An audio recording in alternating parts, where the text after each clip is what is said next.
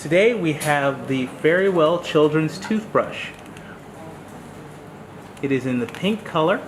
It is also available in blue. It is a Dolphin model, and we're going to show you how to remove the base and install the batteries. So in order to do that, you're going to twist the bottom off, slide it down,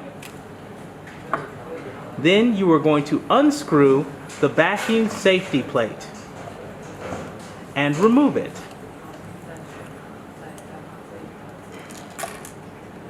Now you are going to follow the indications inside of the base of the brush, indicating positive and negative, and slide the batteries into the appropriate position. After that is done, you are going to put the backing plate back onto the base of the brush, put in the safety screw, and screw it into the base of the brush.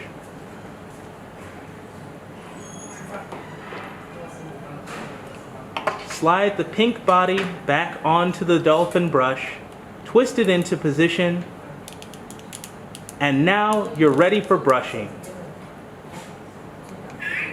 As you'll notice, this brush plays music as well as lights up, so your children will enjoy many fun hours of brushing.